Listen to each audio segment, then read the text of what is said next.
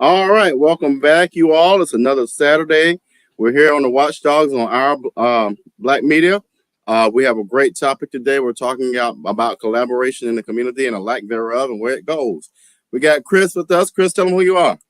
What's going on, everybody? My name is Chris, aka 2 Benji. How y'all feeling today? Glad to be here. And we got Julius Popcorn Hall. Popcorn. There Popcorn.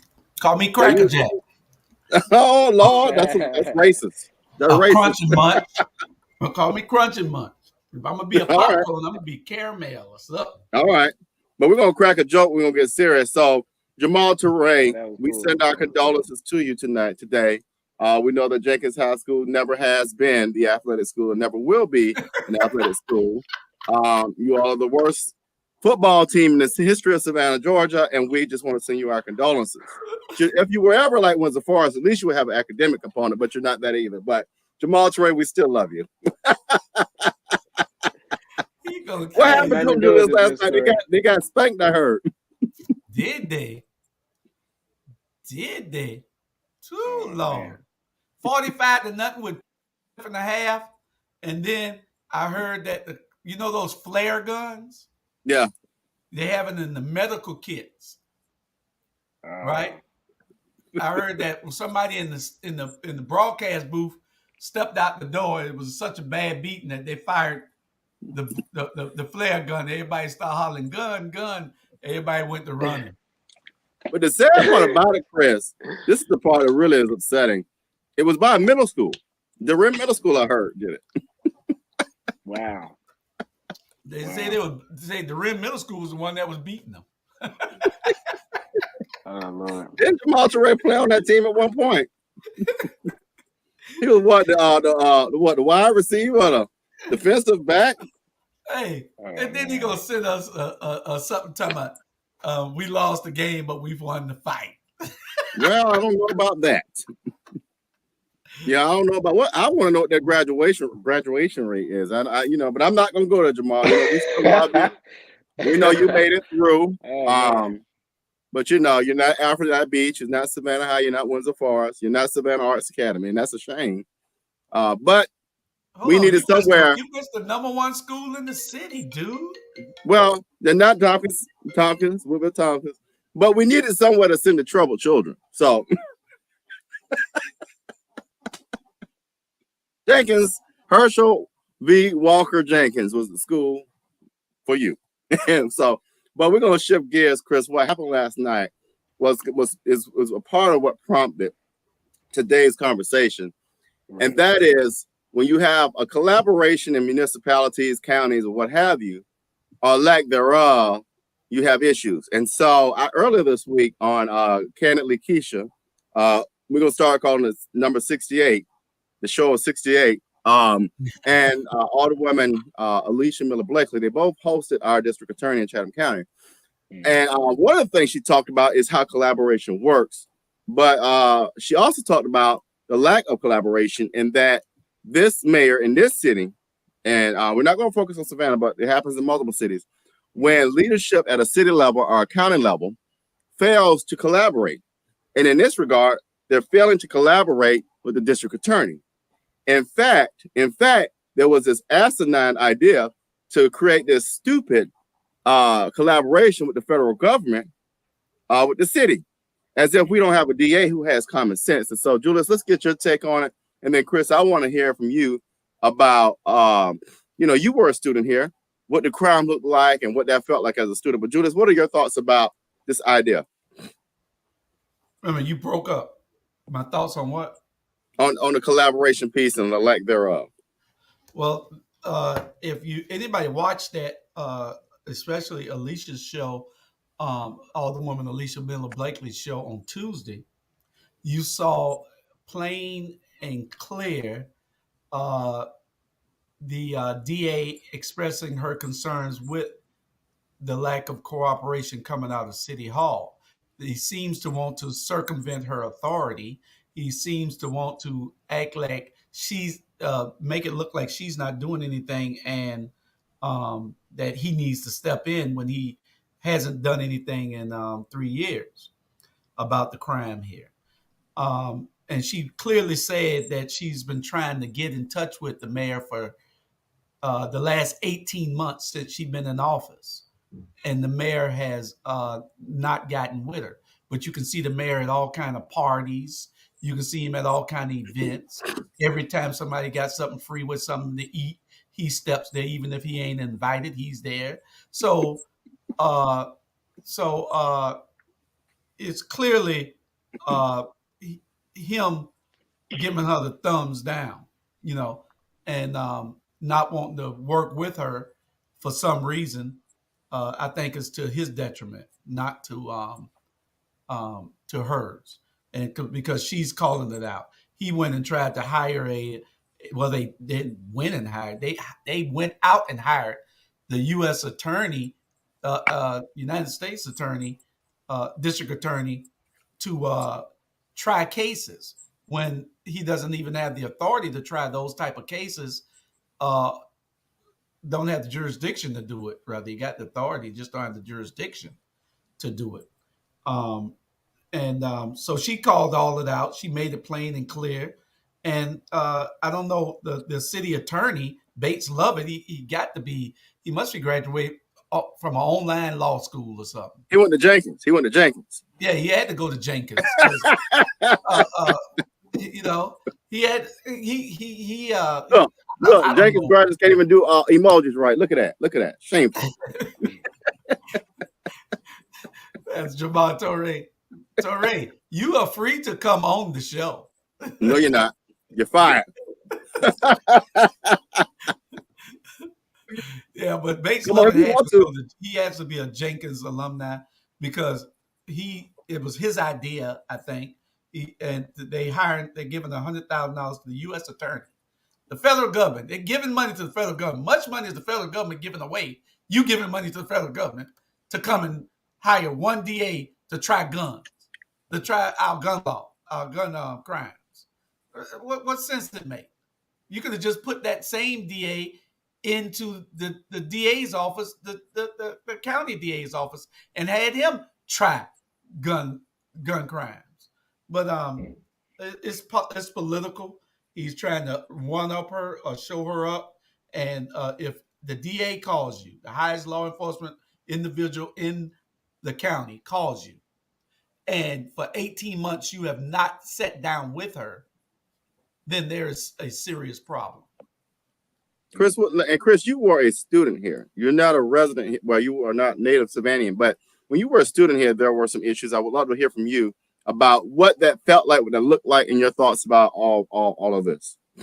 So, as far as when I was being a student at Savannah State University, crime is not something that is new to me. I'm a resident of Atlanta, Georgia. I'm born and raised in Atlanta, Georgia, Adamsville, Martin Luther King, Fulton County, just that whole area. And so growing up, I was already exposed to the negative things that could possibly happen to me, the negative things that was in the environment. So coming into another city, it wasn't, I was already self-aware of the different things that could possibly happen. So my mentality coming into Savannah, because I attended Savannah State at 2017, hey, Big Blue. It was basically me going away from my home and that feeling of feeling like I got to always look over my head, look behind my back, and so forth like that. So the new area was a time for me to be able to recreate myself while still maintaining a sense of self, remembering where I come from, but knowing that I can create a new identity on myself for the better. And going to college was something that it really shifted that thought process. But I went there and some of the same things were still happening, and that it did affect me as far as like safety reasons and also just like empathy, having empathy towards others, knowing that this crime, on a surface level may just look like a robbery, but behind that it can be a person who is starving, may not have access to the same resources that another individual has, and they may not got the knowledge or education, so they resort to going to those measures because they're not aware of the other things that could possibly be going down. They ain't got somebody speaking guidance to them.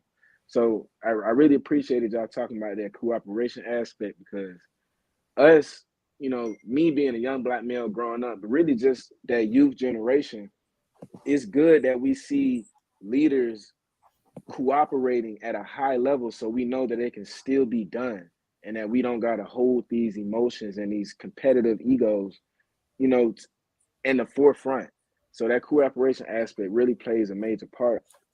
The crime has always been there, but I really had to find my crowd of individuals and keep that safety within ourselves so that we can be able to take on what's out here, because it ain't easy. Well, and let me offer this, you all. One of the things I was furious about last night's football game. There is no place for violence of that sort in any location where our children are located, especially football games where these young people are learning and trying to develop a skill set to be better. And you got parents out there, you got children out there that are younger than 10 years old. You got kids out there. And what I want to do to both Governor Kemp and Governor elect Stacey Abrams, y'all better figure this out, because there is a libertarian candidate that has it on his radar. And it makes no sense that you all have not talked about. I don't give a damn about the guns. I care about what are the solutions to solve this, because this is a pandemic in Atlanta and it's a pandemic in other municipalities throughout the state. Our community should be furious, because this type of violence should be equal to what was going on with COVID-19. We have been being killed and hunted for over 400 years, and we still don't get it. Now, let's bring it to a local level. I want to call out those who feel, I don't know if it's the gangs or who, the drug dealers, whatever. All of us on this platform have had our issues, but what we got to do is come to a table and have a conversation. So I want to join with the three alderwomen. I'm going to volunteer myself to sit with three alderwomen. I'm going to call those out who feel like you got to do violence or feel like you got to lead us treatment, whatever. Let's sit down and have a conversation. That's an invitation I'm putting out right there, because I don't have the answers, but what we got to start doing, and I think I told somebody this a few days ago, if we learn to communicate and say, hey, Chris, I got an issue with you, and this is why I'm pissed off. Or Julius, when you said this and that, this is why I'm pissed. We got to learn to communicate, because when you take a person's life, not only are you taking and impacting that family, but you're impacting yourself and another family. So now two families are impacted because of dumbass shit. Excuse my language, but I'm furious about this. And last night, it was uncalled for. So I just want, I know I'm going off the rail with some of my words, but I am sick and tired of this mayor in this city and this leadership in Atlanta and throughout this state for doing not a damn thing about fixing the issues. You're absolutely correct.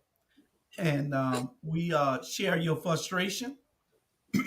However, it is a conditioning that we've been going through as a Black people for a number of years. And until we see how we need to put a laser on it to correct it, like getting your eyesight corrected when you having laser surgery. We got to be able to pinpoint how we're going to start to correct this, because there's nobody addressing it from that position in leadership. Now you got leaders that are with Keisha, Alicia, and Bernetta, but you don't have the leadership that's in control addressing it the proper way. Van thought that what he should do is, the mayor of Savannah, he thought what he should do is circumvent the DA. That's not the way that you do it. You got to be able to collab with each other. If you don't have cooperation along with participation, it ain't nothing you're going to get done. We've been conditioned to be like this, to be separate and to work in silos for so long that when you get in power, you think that you're still supposed to do it. That is when you get the power to bring people together, to make everything right, to try to heal, to try to make the playing field level. But we get elected leaders that we put in there, and then they get selfish. It's all about them all over again. So it's just something that we got to change, and it starts with young people like Chris. We got to pour, so that when this cycle takes a while to change, Robert. So we got to pour into them how we want to change our whole culture, because it's a culture effect. It ain't just in Savannah. It's throughout the state. We look at crime in Savannah and we are outraged with it, but go to Chicago and Atlanta or Jacksonville, It is 10 times worse in these cities. Well, I agree. But this is what I'm saying. And Chris, I look, because you're a younger generation and then I. But in each of those cities you named, there are black leaders. I'm willing to put $100,000 that I don't even have, that not one of those black mayors has sat down and tried to put a real strategy together, or sit down with those who are quote unquote the head of these crime issues to sit down and have a conversation. Quit being scared. If you're the mayor, if you got all this big bad power, sit down and talk to folks. That's all I'm saying. I am so sick and tired of these sorry ass mayors making these excuses. It makes no sense. I guarantee you this. You sit down with the news cameras when it's time to get on there and pat yourself on the back. I guarantee you this. When it's time to fill your pockets, you sit down with the Kesslers of the world. Then sit down and solve the issue. Yeah. And that's the thing that we've not held them accountable for doing. You got all the black pastors. They darn near kiss his butt, for lack of a better phrase. So why don't you call all these black pastors into these news conferences that you have and see what they're doing? Let's see the work that they're supposed to be doing. There's a black church on every corner in this county. A black church on every corner, and they do nothing. Even better than that, you got Tiffany Taylor in Athens with Mothers of Black Sons. You got Robert Jordan here in Savannah with Male Dreamers. Have you sat and talked with them about how you can fund their programs? Have you sat and talked with nonprofits, or have you given them red tape on how to solve these issues? You see what I'm saying? And I'm telling our viewers right now, we sit back at home and it's somebody else's issue. But when it comes in your house and you're in a coffin, what you gonna do then? So you better start taking these things seriously. Chris, what's your thoughts? Mm-hmm. No, that's definitely real. And I do my best to try and tell individuals that same thing, because it's like, I feel like we, like Mr. Hall was saying, as far as us being conditioned, and we kind of got that condition like, oh, that's just happening over there. It ain't got nothing to do with me. Well, that is that same mentality that they really want you to be in, so they can keep doing what they're doing. Because no matter what, whatever goes on over there, eventually that can affect what's over here. So at some point, we got to really stand up for that. And I share that empathy and that frustration with you all, because me being in the age that I am, it's like I'm in it, but I'm not in it. Mentally, I'm not here, but I'm here physically. I'm this age. I have to go through the same ranks such as school, the same times like that. But I'm able to see, the different distractions that's at place. So the change does starts with all. And I really appreciate what Mr. Howard was saying earlier, as far as that pouring in. That's really what you got to do. A lot of these individuals, like, they the vision is not there, and they have the power to have visions for themselves, but they need a little bit of juice. Everybody got to get rejuiced. They even got to have some motivation poured into them with action plans, action steps. If anything, I say that's the best type of thing to do. Action plans with motivation, so people got that empowerment and also the plan of what next steps to take. And then they'll start to realize, okay, well, I can't do all of this by myself. I need to actually cooperate. I need to actually talk to other people to get some guidance. And that's when that humbling aspect comes in, and they're gonna get humble and be more open to communicating and so forth like that. So, I personally, I feel like things are gradually changing, but at the same time, we are still experiencing, that violent aspect. Like somebody just had a killing yesterday, a Savannah native. You know what I'm saying? Apologize to hear that. And that's something, the way the media is going to broadcast that is going to try and stir up more violence and more things. So the only way to combat that, like Mr. Torrey was saying in the comments, change starts with all. Each one teach one. Make sure that we be in there for individuals, and we don't feed this negative energy, with our focus too much, because then it'll just start to place way more attention on that, and then that's what's going to be what everybody thinking is going on. No, we need to spread more light on these big things that we're doing. For example, our Black media, it is a major thing that's playing a major advocating for its people, speaking for its people. You got young people going in, big people, and they're giving out opportunity. The same thing Mr. Bryant doing, Professor Torrey. Like I was saying earlier, these are the people who we got to place our focus on and start to pump the money into, pump the people. We got to actually set up some events and then place the attention on that. And I'm speaking towards the audience members, because a lot of times, we got this fantasy of how we feel like things is supposed to be popularized and how that's supposed to be, and that don't do nothing but steer us away from the true goal, the unity. So, that's You just know, my take on that. as you were talking, Chris, one of the things I thought about, I'm trying not to get heated because it makes me mad when I think about the stuff I'm about to say. This federal government, and Joe Biden, I'm coming for you now. You will send money over to the Ukraine. You will come up with, and I love the inflation package, but what about the African American package? What about helping us put money into these nonprofits that are helping Black communities? What about pumping money into identifying educational programs and programs where we can bring people to the table and conversate and have conversation around this? And I'm not talking about locking people up like Bill Clinton did with the 3 strikes you outlaw. That was I caught that too, Bill. So I'm gonna come for you next. But what about things to help us and stop hindering us and stop putting us behind the 8 ball even further? What are y'all's thoughts on that? I seen a video earlier. It was saying that somebody an individual was speaking, saying that America can't be a hero to every other area. Like, we have to save our own people first, and that's kind of like some of the tactics that's being taken, like trying to save people on the outside before you can even save the own people within yourself. And that is placing some type of part. So that's a controversial topic. I'd love to hear what y'all think about that. Well, and that's absolutely true, and that's what we need to be doing. It just takes leadership to understand and recognize that if you do the things that are necessary to help people, then but you have to go to them. You can't wait on them to come to you. You know they need help. You know where the help is needed at. All you got to do is go there. Why can't you go into these communities? If you could spend $2 million putting bricks on Broughton Street, then you could spend $2 million trying to save a life on Borough Street. Hello. So it's just crazy that you don't put the money where it's needed. Damn a tourist.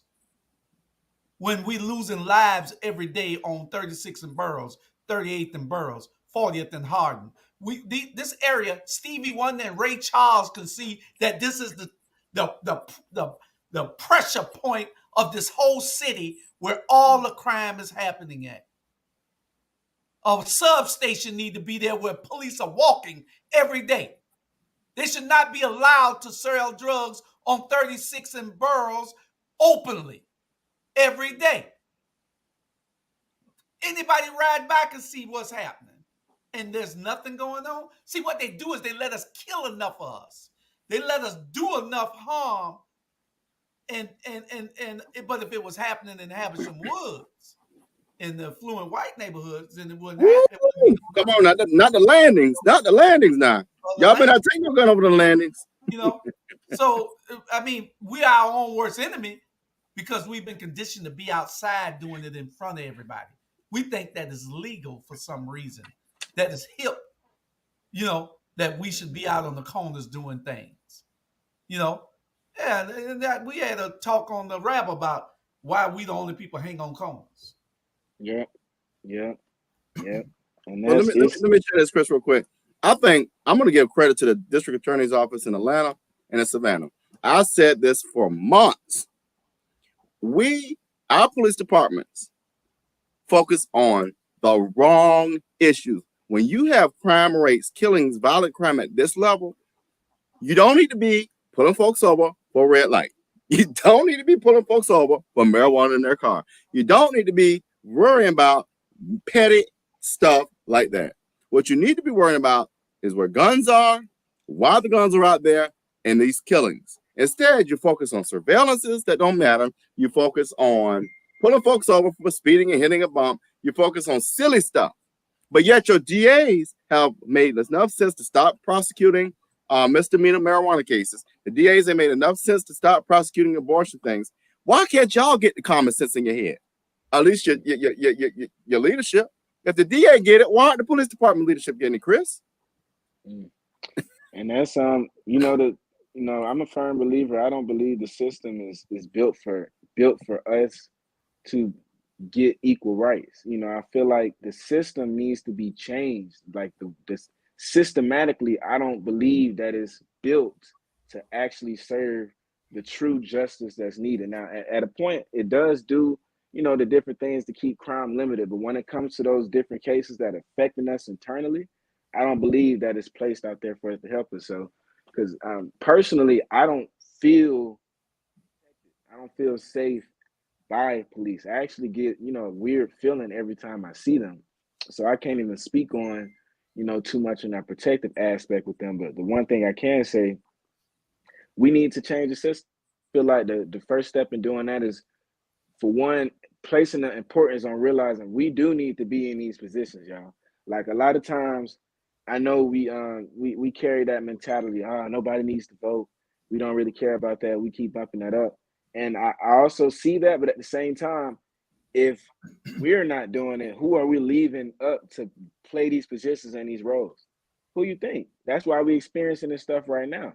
So that's why we do need to be playing our part and making sure, okay, we got leaders over here, we got leaders over here, we got leaders, a group of leaders, some type of organization that's for departments, that polices this specific neighborhood or this specific area.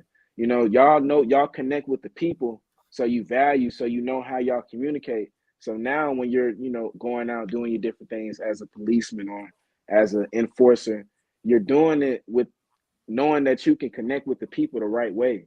So if anything, the people not going to even want to be doing no crazy stuff because they respect you as a person. But if they're not relating to you, this is somebody who's from 30 miles away.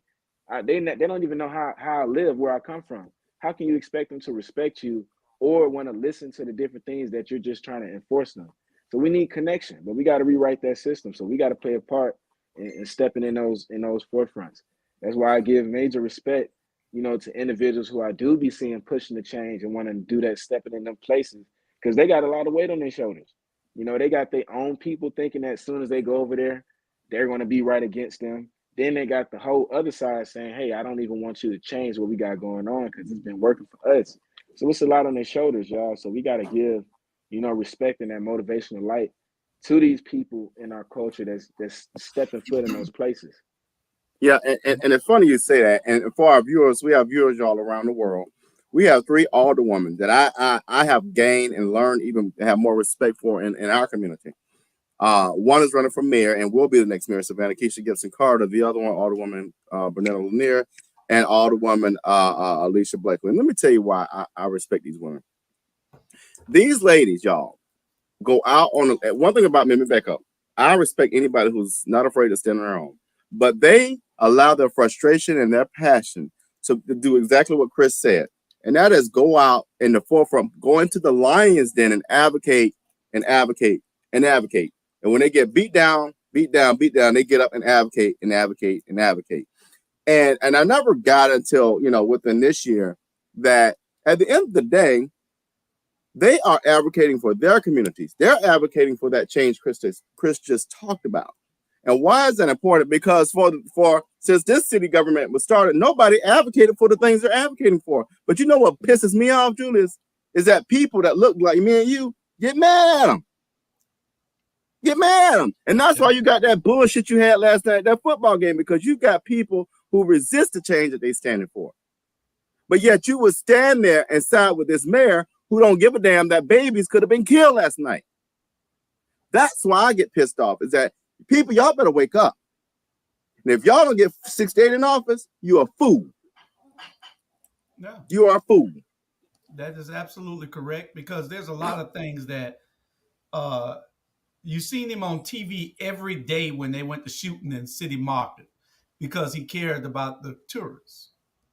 And who are the tourists? They don't look like us. And we don't want to, every time you look, bring up that it's about race, even when our leaders are the same color as us. But at some time in your life, you got to stop carrying the water. You got to start carrying. Carrying instead of carrying the water. And if you gave as much attention to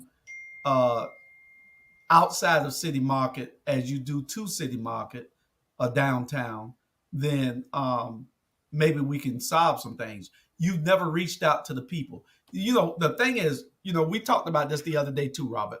You can't be in your feelings in politics. Anybody that can help, you need to enlist. Anybody that can help you meet whatever the agenda is, get it straight to correct something, you need to enlist them. Get out of your feelings. That's what it's all about in this city here. They work in little cliques and they get in their feelings and they don't cooperate.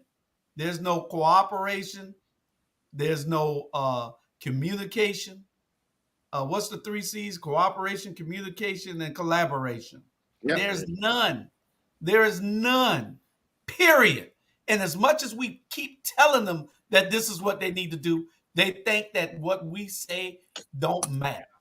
But you know, it's even worse, Julius. What I just thought about is not only that, but Keisha has fought so hard to the fact that what was the little shrimp name that told her to shut up, had the nerve to tell her to shut up. I want you to tell me to shut up one day. I'm gonna show you who's gonna shut up. What? But I had the nerve to tell a woman to shut up because he's less than and shorter than. Yeah. That's Little, wild. Tell me to shut up. Little Short Curtis. Little Short Curtis Purdy. That's wild. But You mad because she's standing up and you the oppressor? That's why you're mad? That's why you're mad, Curtis? I'm gonna call you out because I am furious about what bothers me is the fact that, you know, when people try to bring light to a situation, like Chris said, when people want to put a spotlight on the issue, put a microscope on it, you got the Trumps of them all, the Van Trump people who try to divert and have a diversion or a what do you call it, a distraction. But just your people get messed up. yeah. I'm confused.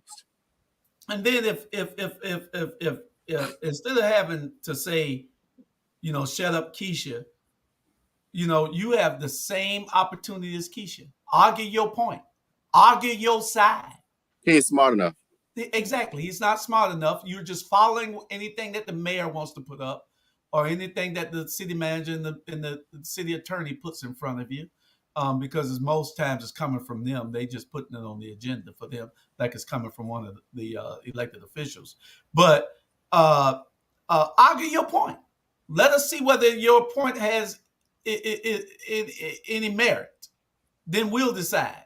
Don't tell her to shut up because she's arguing for the people. And the problem, like you said, the people don't understand that she's arguing for them. They not there at City Hall. They don't tune in. When they catch a little snippets on the news, the first thing they think is what? Oh, there she is acting up again. No, there she is advocating again. There she is fighting for you again. There she is trying to make something happen for all of us again. You know? So, you know, it's about doing the right thing. It's about collaboration, communication, and cooperation. And if we got those three things amongst our city officials, then we can do some things. We can change some things. But that's what it takes. That's what it takes. I want to quick commercial break, you all. For those in Savannah, I want to give a shout out to Camp Park. They are doing a celebration today, so District 5 loves Camp Park. And I want to segue to this, Chris. You know, it's no secret that I'll be running for city council in District 5. Because of leadership here. Yeah, because we don't have leadership. We have someone who wants to pat themselves on the back and fill the pockets and put money to the restaurant. And I'm not here for that. How do we find real leaders, though, Chris? And whisper. No, baby. Well, I wouldn't say I'm about to say, but I'm gonna be quiet because I don't want somebody else to come for me. Because I'll come back for them. But find real leaders to lead in our city and in your city. Yeah, so I say the best way to find the real leaders, they're the ones who you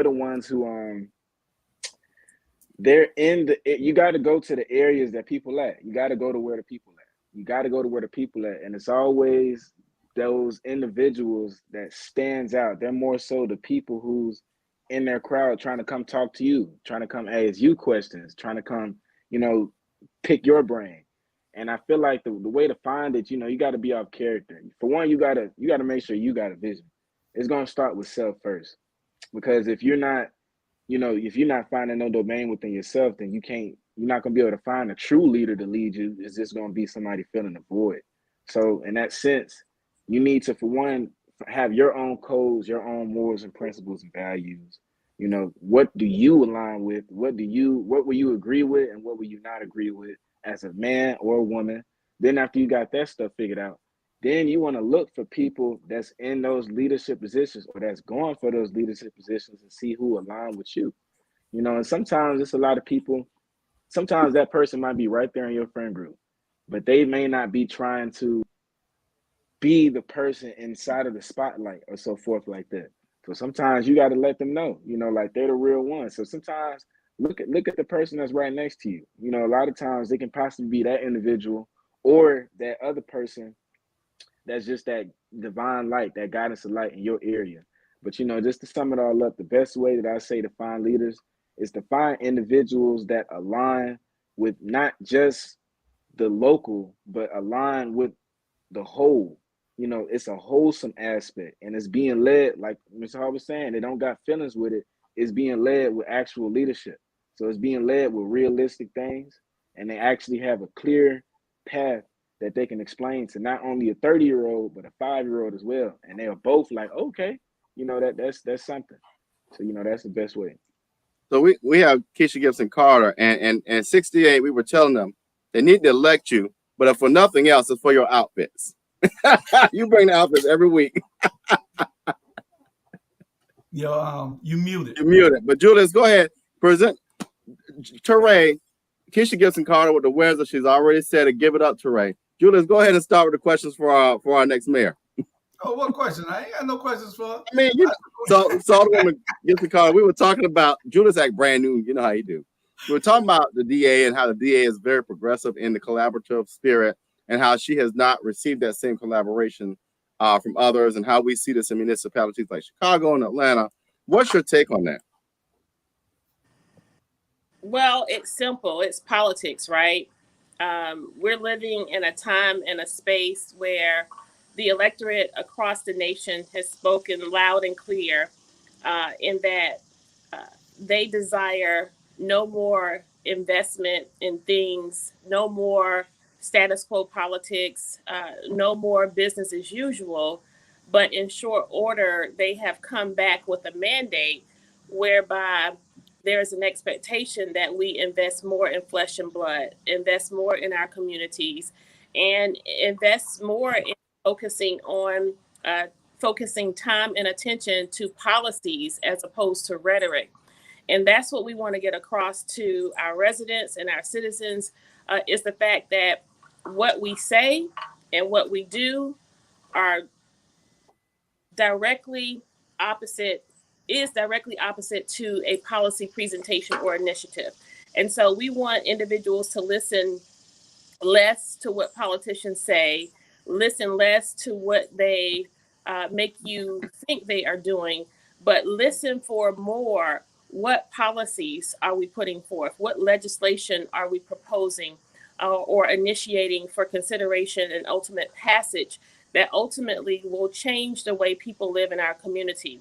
Where collaboration is concerned, for decades in our community, politicians have gone about an elected office as if they own the positions, giving very little regard to the fact that we are essentially vessels of the people. We are supposed to be listeners of their voice and doers of what they tell us to do. Politicians have gone about charting their course for careers as opposed to doing what the communities need. And that now is being exemplified in where we are here in Savannah. We, over the past 2.5 years, have experienced the most forced displacement. In the past 2.5 years, we have homelessness, increased poverty, increased crime, and increased taxes. Nothing has been representative of the people's voice where those items are concerned. And so when we bow down and humble ourselves as servants, collaboration doesn't have to be an issue. Collaboration automatically happens. So if we have experienced the rates of homicide and the uptick in the various felonious offenses in the city of Savannah, why isn't it that the mayor and the district attorney and the Chatham County commissioner and the school board president. Why have there not been collaboration? That's an indictment on leadership at all levels. We cannot afford to continue to fight as leaders. There's an old community adage that goes, when elephants fight, the grass loses. And we have a lot of dead patches of grass throughout the city of Savannah because the leaders in the community have not come together. Take, for example, our loss negotiations. Right now, the city of Savannah is under threat and losing millions of dollars in revenue if these loss negotiations are to change with regard to how much we receive from those allocations. Why is it that the county doesn't recognize the city of Savannah as a part of Chatham County where those loss negotiations is concerned?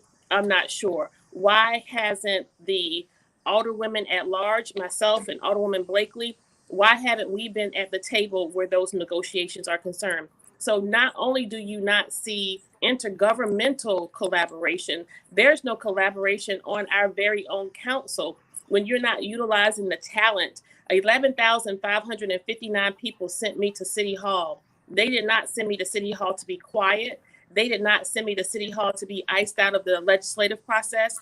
And they did not send me to City Hall to not participate in the various negotiations, to not participate in meetings, to not set policy. But that's what we have. And so we intend to be a leader where we will follow the guidelines of the charter. We intend to be a leader where we will make room for every elected official from the various districts so that the voices of the citizens of Savannah will be heard across the city. And ultimately, we desire to be a leader who will collaborate with our Chatham County representatives, with our district attorney, with our state representatives, so that we can effectuate change on all levels. What's happening in Savannah is an issue for everyone within the coastal region. Okay. And so one of the things that we kind of started with, and I just really would love your take on this, is last night, what happened at that stadium was just ridiculous. You have children, Julius has children, and Chris is like my son. But it was just ridiculous that people felt comfortable taking violence to a place where families and babies are located. What in the world is going on? And what do we do? I mean, and I would love your take on that. And then, Julius, if you could give a rebuttal, not a rebuttal, but a response to what she has to say. That's a loaded one. We are seeing the results of the lack of investment in our community. And that's at all levels, from a school district level, from a city level, from a county level. And we also want to factor in the home life.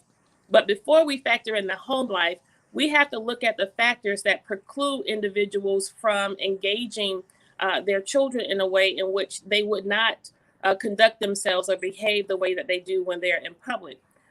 Right now, we have parents who are working 2 to 3 jobs trying to make it.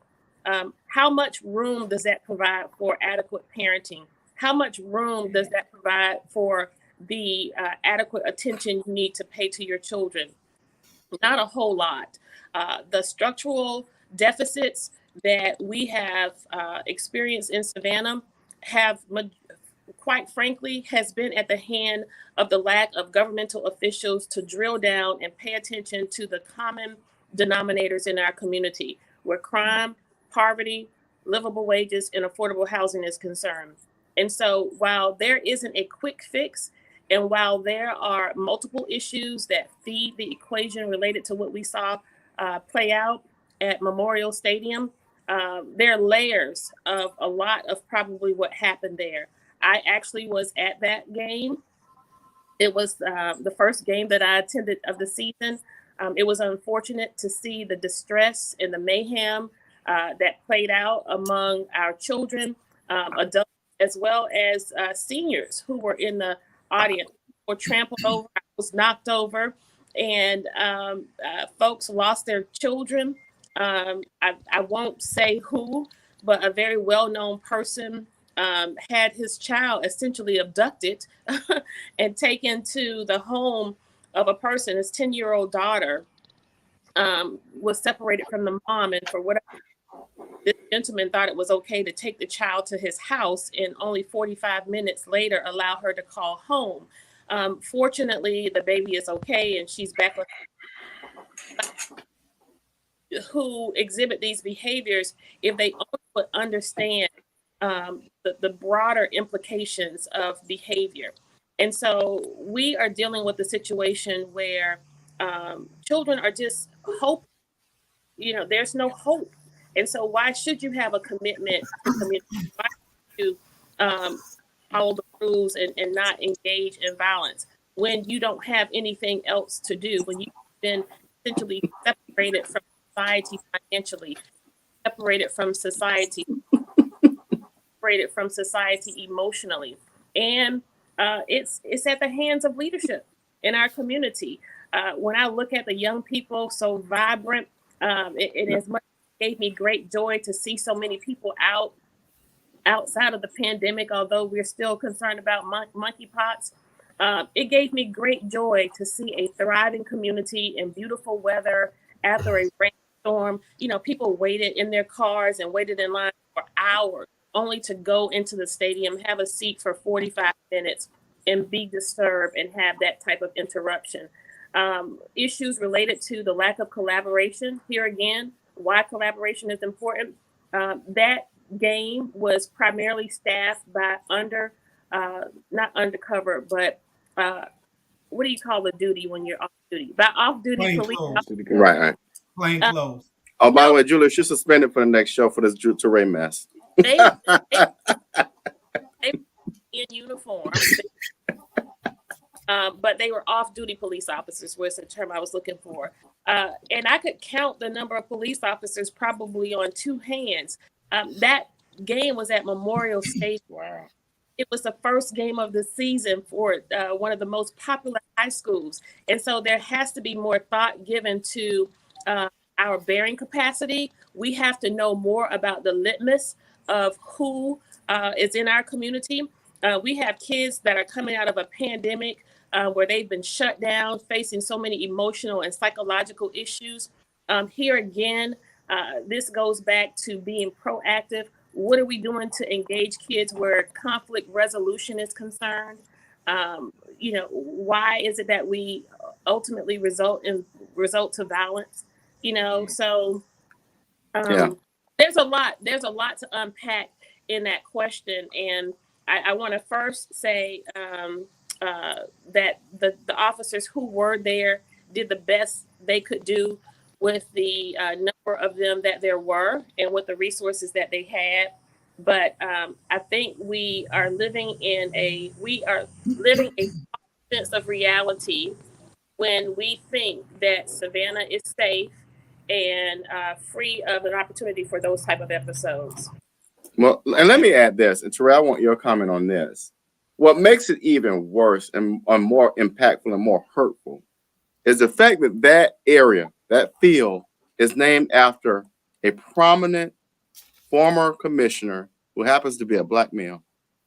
And that makes it even more sad in that Coach Holmes would not have approved of such behavior.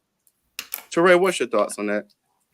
And I'm glad to be here and glad to be with you all, and the things too Benji was saying is absolutely on point, and so proud of the work that he's doing.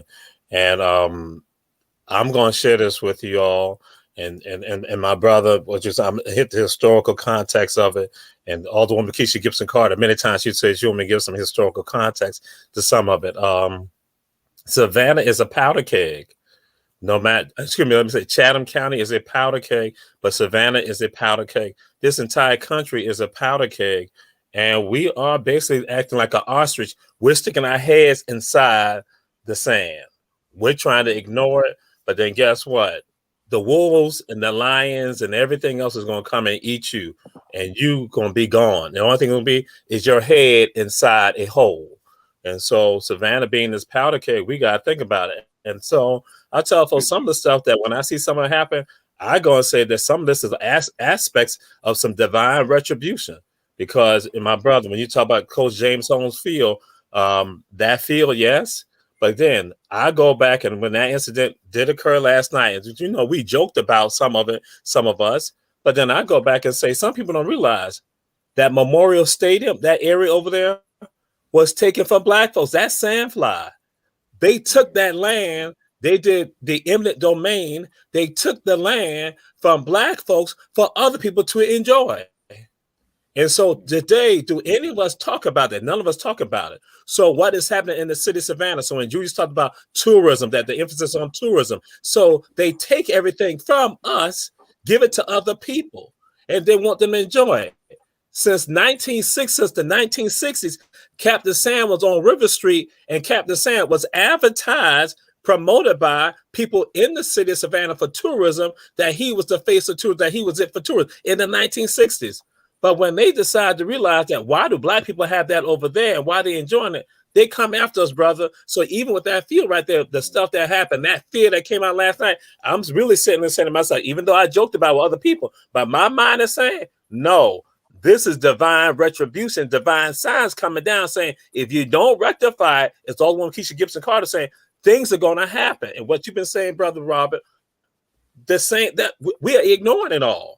And I'm like saying, I'm just sitting like, yeah, you took the land from Black folks. So now Black folks, something happens over there. And again, prominent schools right there. Guess what? So you get a little embarrassed. Some of y'all get embarrassed by it, but you ain't looking at why the embarrassment came about. And that's the thing you've been throwing out there. Why does it occur? Why does it happen? Have we addressed why it doesn't happen? No, we're not. Still got our heads in the sand like the ostrich. And that's a great question, Dr. Teray. And we can just look at the teams who were playing, right? When you say, why does it happen? Why was it that this situation broke out on the side of Jenkins High School, where there were a majority African-American families and children, but on the hill was Benedictine Military School, where everyone was in harmony, enjoying the game and the festivities, and all of the where are these people going to go home to? Where do they go to work to? Where do they play?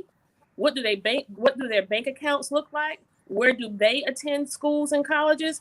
And then let's do a different. It's easy for us to do that right now, Dr. Teray. Let's do it right now and look at Jenkins High School. Where do their families work and go to school? Where do the majority of those kids live? What do their communities look like? Look at the majority of the families over on BC side. I bet a lot of them live possibly in the 4th district, where sidewalks have been paid. All of a sudden, streets are paid. And still to this day, I haven't received that answer. How is it that the corridors of Ardsley Park, from Victory Drive all the way back to Habersham Street, and from Durin Avenue back down to Paulson, how is it that you have all of these streets paved all of a sudden as we are approaching election season? But look at our west side corridors. Amen. Deep south District side. 5. Where are the lights? Where are the traffic calming measures? So we dial it down to that lowest common denominator, and then we can go up from there. We have the answer. We know what the answers are, but where are our policies? Where are the policies in the legislation that's going to speak to these issues so that we can start our way backwards? We have to tackle these issues both proactively and reactively, right? We have to react in real time and be tough on people who are having the mental deficits, who have the lack of resources. It's unfortunate. We have to be punitive. We have to tackle this and get control of those people who are committing these offenses, right? But then we have to be proactive. We have to take care of this opportunity to change. All right, y'all.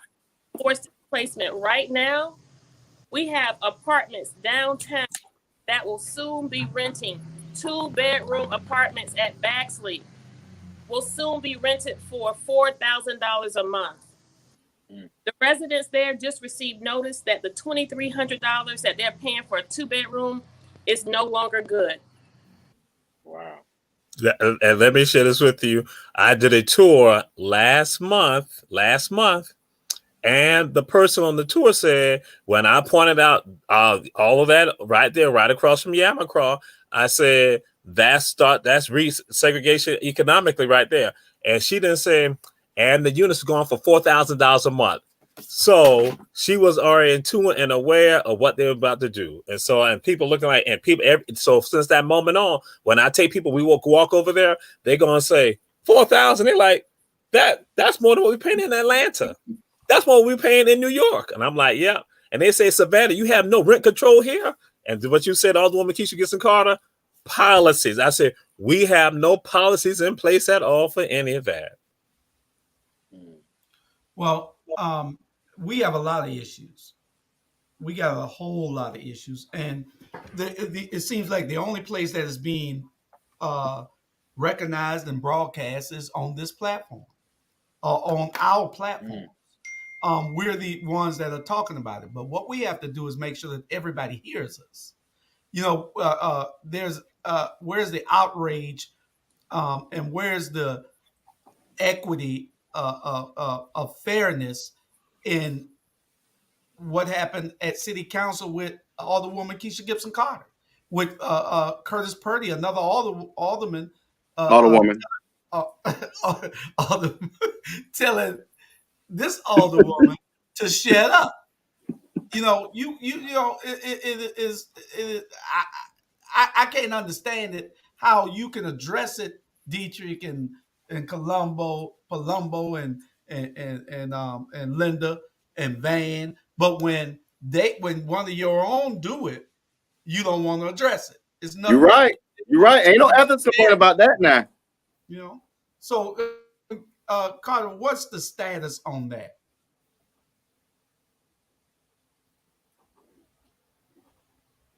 So you're right. You know, we do have a lot of issues and a lot facing Savannah, and it pains me every time we have to dial it back and address issues like this. But it's important that we address issues like this, Julius, because one, where people are continuously playing politics, right? I was over it and it was done just as soon as he uttered the words out of his mouth, because it's behavior that I've grown accustomed to. Nonetheless, I realized how this affected people who heard him say what he said to me. I realized how it affected women whose voice are constantly under threat in tandem with our bodies. I realized that this was consistent with the behaviors of individuals like him and his majority on council, who only challenge me when I am speaking up and speaking out for vulnerable communities, or when I'm seeking to make government more honest, or when I'm exposing things like us raising property taxes and we don't have to. You know, that's essentially why he told me to shut up. He had purpose telling me to shut up. But what I'm most moved by is the fact of Curtis Purdy is a police officer who is sworn to protect citizens. He carries a badge and a gun. This is an individual who serves in the status of captain on the police department at Georgia Southern University, where there are lots of women and students who look like me. And so if he possessed the propensity to tell me, a sitting elected servant who garnered 11,559 votes, and collectively I had more votes than every representative in the districts, if you do the math. And so I believe I quite possibly received more votes than he got in his own district. And so his 100 votes to my 11,000 votes telling me to shut up, how emboldened of a person do you have to be, right? And then you have to ask the question, where does he get this boldness? Well, the boldness comes from the leader. You know, Van Johnson has created a platform where he has taught Nick Palumbo and Curtis Purdy and Dietrich Leggett that it is quite all right to mistreat a woman. It is quite all right to disrespect a woman. But when that disrespect goes to the level of it. You're so comfortable with it. You now say it publicly when it's recorded during a live meeting. I was willing to let it go. But then someone sent me a screenshot of a post that Curtis Purdy made on his page very shortly after he told me to shut up. The post read something like, "Did I tell her to shut up? Yes, I did. I got tired of her." And so here's where the politics comes in. He stated that he told me to shut up because I made a homophobic comment. And I thought we were actually in the process of talking about why the Crew, an African-American owned establishment seeking a liquor license, why was they receiving such pushback?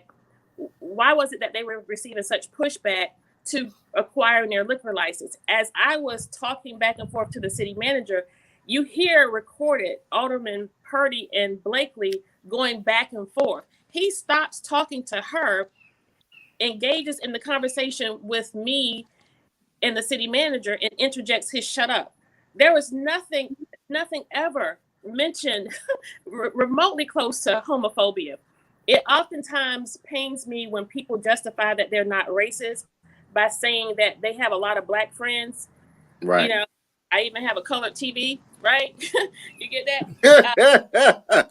I don't. He needs a stool. He just needs a stool. That's all. I don't particularly care for that. But when I heard him say that, and when I saw the comments, it was clear that this was a political threat. Remind you, this is the same person who filed an ethics complaint on me the first time, where he lied. And here you tell me to shut up. Now you attach to it, I uttered a homophobic statement, which never happened. It wasn't captured. It wasn't stated. And what Curtis Purdy is doing now is he's playing politics. You now are attempting to turn a demographic against me. And so it's all a game that these people play.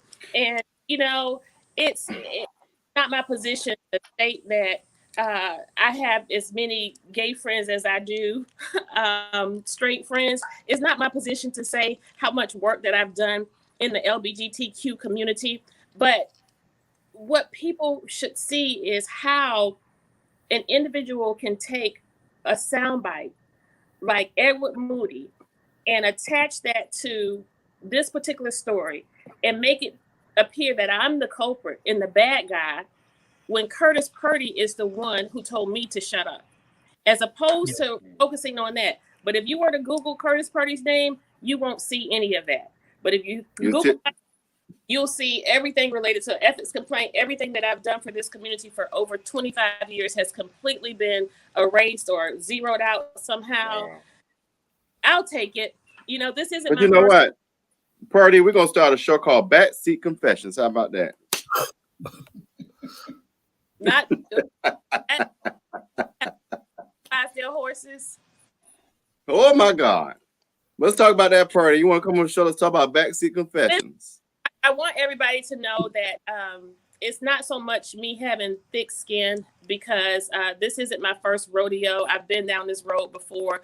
But what you should know is that you should not be looking to elect a person as mayor who will be moved by a keyboard warrior, who will be moved by, I had to say the word warrior again. I don't. All right, Teray, don't. Bye, Teray. I cannot get moved by individuals who hide behind social media. I'm not going to get all tore up over somebody who can't make their subjects and verbs agree. I'm not going to get because I am going to be the mayor of Savannah. I will be the mayor for those people as well. And what we will do is we will take all of this as a teachable moment. It will continue to grow me and to strengthen me and to prepare me for the journey and the work ahead. We're good for it all, and we're here for it all. Chris, let me turn to Chris, y'all, real quick, because Chris is the one thing I like about Chris. Chris has and for our viewers who haven't known this, Chris has a healing spirit about himself through his work and through how he carries himself. How do we use that healing spirit, Chris, to to begin the work of pulling these people together. When you feel like you got to kill a person, or when you feel like you got to take someone's life, that's a lot. How do we rely on healing to get past all that? It's you really have to you know, and I don't want to sound all holy, but I ain't gonna lie, like you gotta find God. Like you have to find God. Like it ain't no way around it, you know. And people who aren't aligned and in alignment with God, you know, they will come to a point when they feel like, okay, I need to take another life because you aren't seeing the importance of it. So I really would, I highly stress that to every individual, no matter what age you are, to just get a closer connection with God so that you can find that love and that joy for yourself, so that you will begin to appreciate how important another life is. Like, I don't think a lot of people understand the importance of that. And I feel like that's something that only God can help you understand, you know. And sometimes some people got to go through extreme situations to have that wake up call. And sometimes people can, you know, hear conversations like this and they're like, you know what, you know, I'm gonna tighten up. So that's really the best thing I say is to just please, you know, get a close connection with God, you know, and start to appreciate yourself and love yourself. Then you will be able to have that same appreciation and love for other individuals. And adversity makes the character. You know, I didn't come straight out the womb like this. I had experienced some very traumatic things, and I had nowhere else to look back. My back was on the wall, you know, and I had nowhere else to look but to God, you know. And me experiencing that and using that as that strength that I pull from, that I draw down from to get me through the obstacles, it helps me have more empathy for others, you know, and understanding. And that's why I'd rather be, you know, a breath of fresh air to anybody I come across rather than something that could, you know, affect them, because they could lose their life tomorrow. You know, like I could lose my life tomorrow. Like ain't no telling what could happen. So if anything, I just want to make sure that I'm a breath of fresh air to people, you know, and I would really highly recommend everybody just getting in tune with that. And even if you don't want to go that extreme religious route, start to love yourself. Once you start doing that, you're not going to put yourself in positions that's going to affect and harm you, nor are you going to want to do that to others, because you just hurting another version of yourself, you know. But that's what I leave at right there. That's powerful. Teray, I want you to add that. You're hurting another version of yourself. Talk about that. Well, one of the things, my brother, is this. I tell folks in particular now, and I'm going to let you all know, I am talking about African people, regardless of where they are, from Canada to Argentina. If you see a Black person over in this part of the world, so again, that means that somebody in their family survived an arduous journey that no one has ever seen in the history of mankind or humankind before. No one has ever seen that. So for the person to be sitting here on this show, standing up, eating a salad, eating a steak, or checking out the show, that means if you're Black, that means that at least one of your ancestors survived. That means that only the best of the best survive. And so because of that, the best of the best survive, that means that you are a descendant of the best of the best. So when you understand that, you carry yourself totally differently. You treat yourself differently. You expect more from yourself and from your brothers and sisters, and expect what you desire for your brothers and sisters for yourself. That's what you want. That's what Coach Carter even trains and teaches to everyone at 2717. So he just wants you to go light on them next week. That's all, Coach. He just wants you to go light on them. They go, my man. That my man. Hey, that's gonna be 68 plus 1. 68 plus 1. But was I not talking? I was addressing your question. That again, when the best of the best. So what happened? When I wake up in the morning, I look in the mirror, I see myself, I love me. So guess what happened? So when I go to Coach Carter and he got me down on the floor doing all type of stuff, I look at him and I love him because I love me. Right. Because I know that he loved me too. See, because that's what because again, but then guess what? If I wake up in the morning and I ain't feeling myself and I see Coach Rob DeLoach, I ain't feeling him. Yeah. So I'm going to be apt to do something to him because I don't like me. Wow. Because I don't like me. Really saying something real. Guess what? And I don't like him, then I will destroy him. And guess what? And we do that to many of us. That we don't love ourselves. And so if you ain't loving yourself, you can't pass it on to other people. And so you look at somebody else being your enemy. You want to destroy them. You want to cause harm to them because you got pain in you. And so that what Benji's saying, when you are healed, when you love yourself, guess what? You know how to spread that love to other people. And you make it infectious. But that's just like that hate. That hate can be infectious too. And sometimes that hate has been given to us by other people. Who taught you to hate yourself? Wow. Amen. That's right. Wow. You've been taught that over a long period of time. I just wanted to, before Sam walk away, was to show, and this is just most times you're lucky that we are showing some restraint, because most times when a man tells another man's wife to shut up, oh Lord, don't do it, Julius. Don't do it, Julius. Don't do it, Mabel. So Purdy, I dare you to say it now. Say it now, Purdy. That you got to understand your words can sometimes bring on pain. But good thing that my good brother right there is one that practices restraint, because he got we're going to address it in the ballot with the ballot. But I just wanted to make sure you didn't have anything you wanted to say, is it, Mr. Carter? You messy as hell, Julius. We're gonna win. And the best way to show hold on, Sam. Hold on. What'd you say, Trump? Purdy, you're fired. Go ahead, Sam. We're gonna win.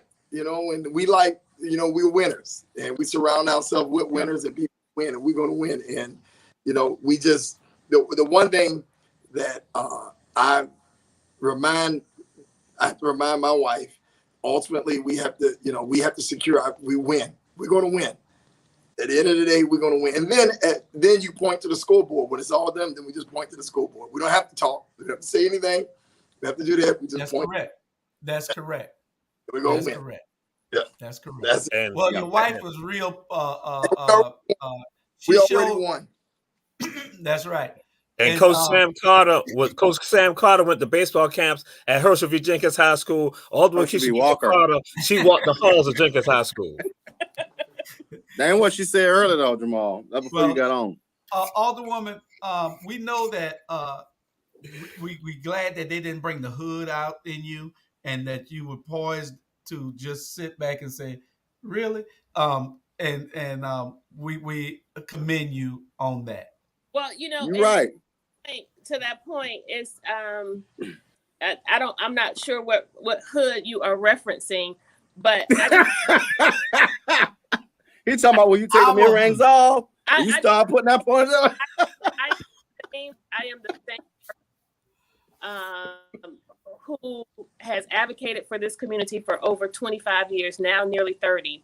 I'm the same person who helped victims of domestic violence. I'm the same person who helped victims of rape and child molestation. I'm the same person who mobilized the faith community to galvanize and provide support to homeless families with children. I'm the same person who helped members of gangs and our youth who are vulnerable and victims of gun violence. I'm the same person who has fed seniors who are nutrition insecure. I'm the same person who have created events that are still being taken place today, raise millions of dollars for nonprofits throughout this community. And so there is nothing I have done on council. There is nothing that I do in my service that will paint me to be a villain, except for the madness of the media and the messiness of the messengers who send it. And so I can't compete with the airways. I can't compete with the ink and paper that's owned by our Savannah Morning News. But what I can do is I can continue to go forth with the same vigor, the same passion, and the same commitment that I've always had to this community. And in the end, what people think of me is none of my business, good, bad, or indifferent, because I always remember that a pat on the back is the perfect position for a swift kick behind. So I'm going to keep doing what I've been doing for Savannah for my entire career. That's to love her, to serve her, and to advocate for her. That's awesome. And when I say hood, I meant, the culture for what we don't let people talk to us in any kind of way. Not well, and to that point, I've been accused of hitting pocketbook. I've been accused of cursing people out, and I've been accused. Where do we see him in Walmart though? Shut up. That's like that's nothing more egregious than an adult telling another adult to shut up than spitting on them. And so, baby, about my person, that didn't cause me to go down to the end of the podium and hit him with my purse or to, curse him out. But as I stated, it didn't happen before. It didn't happen when he told me to shut up. I just brushed it off, and we'll keep going. And I'm human, and I have to. People cannot expect me to stand up for others and not stand up and speak up for myself. So Correct. if challenge and if I'm in a manner which is disrespectful, I'm going to address it. And it's people can judge me more harshly than others. That's okay. But for those who understand, I appreciate it, and I live by the motto of, for those who matter, they won't mind. And for those who don't matter, it was never on my mind. So we're good for it all. You're right. And this will be our last topic, Julius. Trey, I was thinking through, this last moment. What is the difference? And this is about to be a powerful one. Julius, you answer too. What is the difference? Well, let me back up. We had Reverend Mitchell, who one of his major pieces that we remember was advocating for MLK Drive in Savannah, which was supposed to be 37th Street. We had a particular mayor at that time that pulled the okie doke, right? And changed the plan. So with that, and talking about the okie doke, what's the difference between Rosikis and his current mayor? Who you want to answer that first? Teray, and then you, Julius. Boy, you are good. You are good. Hey, that's why I Watch Dawgs, Julius. Hey, number one show in Savannah. You are good. I heard, but before you question, Dr. Teray, I want to remind you, I heard that former mayor Rosikis was an alpha also. So you okay, now you suspended for a week. Candidly Keisha's suspended for a week. Chris, write it down, Chris. Suspended for a week. Okay. Well, what I would go and say is this: that you have a Black community that was supportive of a mayor, and people were entrenched in supporting the mayor, and they went along with it. And what contributed to it was the lack of voter education. That voters did not understand how to look at this person that's in that seat. How should they be benefiting us? And what we often got, they got the votes from us. They got the votes from us, from our community.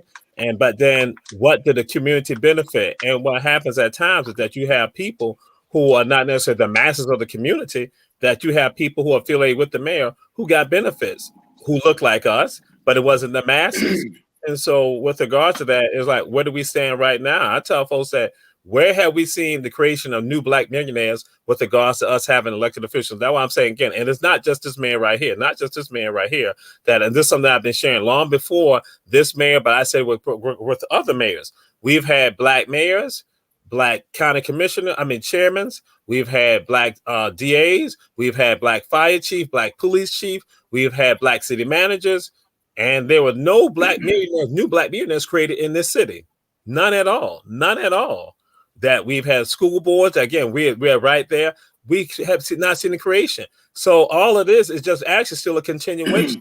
The previous mayoral election and automatic elections, what people really thought it was going to be a wave, that we finally now have saw what should have been the case from Rosikis to Floyd to Otis to Edna, and even with Eddie, that we were not going to finally see, because now we're the majority of the city, and that we're now finally going to see something happen. That we have finally, with this election that occurred with Alderman Keisha Gibson Carter and the others, we have finally thought we had arrived.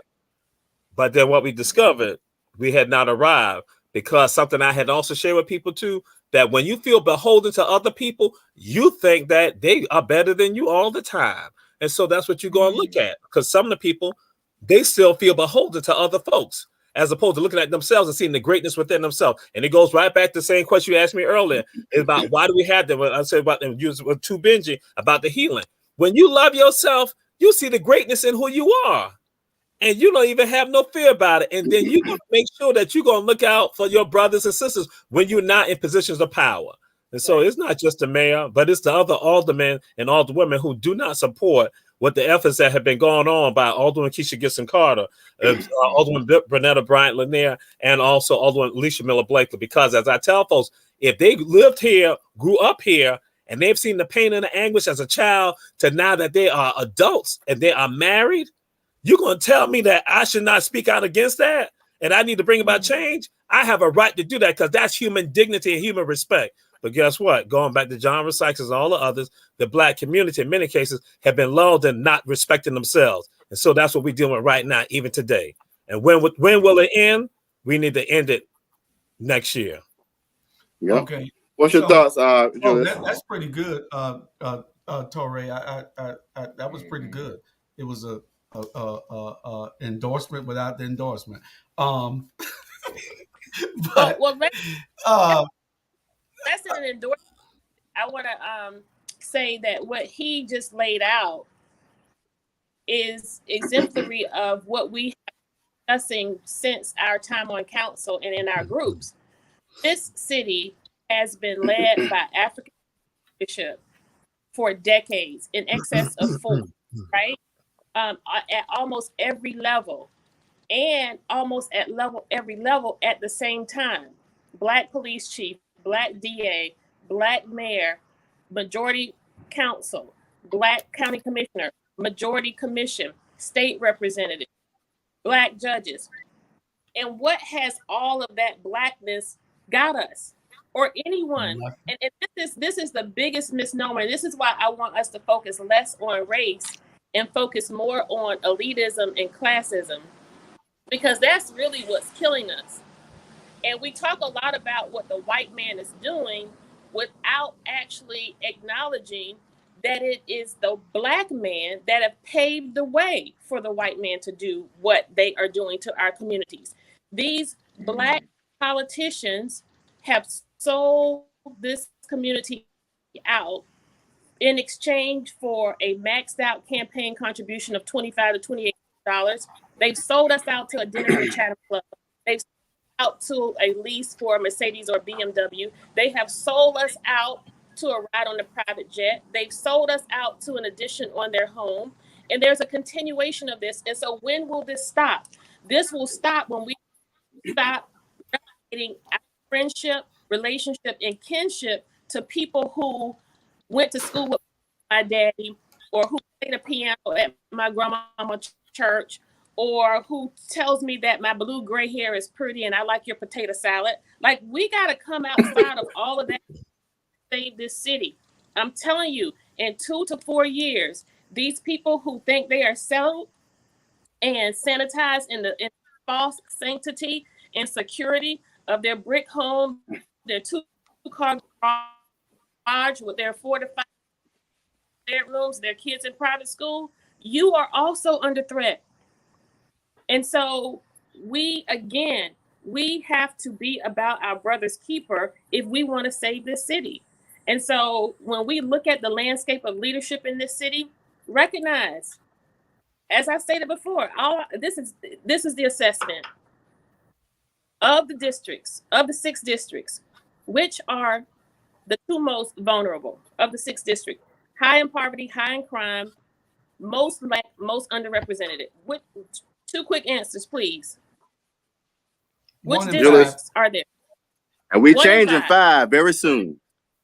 1 and 5. 1 and 2. Be alive, baby. Watch what I tell you. Of our current council, who are the longest serving older people on our council? What districts do they represent? 1 and 5. Bye-bye. Mayor and 5. I had said 1 and 2. All 5 of them. I had said 1 and 2. I had said 1 and 2. You were wrong. So go ahead, Keith. Right, you're wrong. That's that Jenkins High School education. I'm sorry. Toss-up. It's not even a toss-up in that regard, Dr. Torre. It's 1 and 5. Bye-bye. at the people who have been leading this community the longest, and you see that they represent communities that are of the greatest lack, like really, it doesn't take Ray Charles blind and dead to see what we have here, people. You know, Savannah can get whatever she wants. Savannah can get whatever she wants. She just has to speak on it. And if she remains silent, in short order, the people who were born here, live here, grew up here, graduated high school here, raised their babies here, you will soon be commuting in from Pooler, Port Wentworth, Garden City, Effingham, Guyton, Richmond Hill, and a little bit beyond that, you're not even going to be able to afford to live in those places. And what's going to happen to the local churches? People are not going to continue to commute to your church. The folks who are populating your pews will be moving to those communities. In short order, they will not be coming back into town to worship. Your church will choke and die. And just like in Nashville, they are turning churches in the surrounding communities into entertainment districts. Yeah, they are. What? And bed Airbnbs. Yeah. But to answer that question before we go off the air, because we don't have Yeah, because you like to talk. So come on now, wrap it up. No, Jamar took over and then Keisha took over. No, they did not. Don't tell a lie. You asked me a question I have not had a chance. No, to you are. answer. Keisha answered it for you. I'm Next gonna tell question. you that. I'm gonna tell you the difference between Van and Rosicus. Okay, 30 seconds. There is no difference except color, and the little slight difference is both of them attend every bar in town, but Rosicus would get drunk and Van won't. Lies. Van, We were talking about my friend, took a brother. bag He of drank. money. Rosicus took a bag of money to the preachers and to the bar owners and everybody. Where's Jamal Terrell go? You know, Van. You ain't talking about his frat brother. His frat brother drank. He's talking about You two know, of his so what's his frat brother. you breaking up. We was talking about two of his frat brothers, so he had to go. You so he messy. did. You ain't got to be like that. That's why Susan Weiner was an AKA. Nah.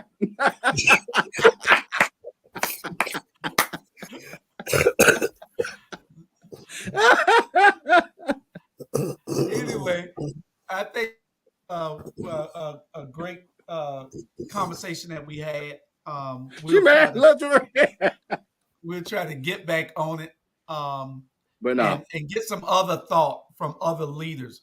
We probably need to get the chairman here from the Chandler County Commission. We need to get Alicia Miller Blakely here. I know the mayor's never going to come, so we can question him.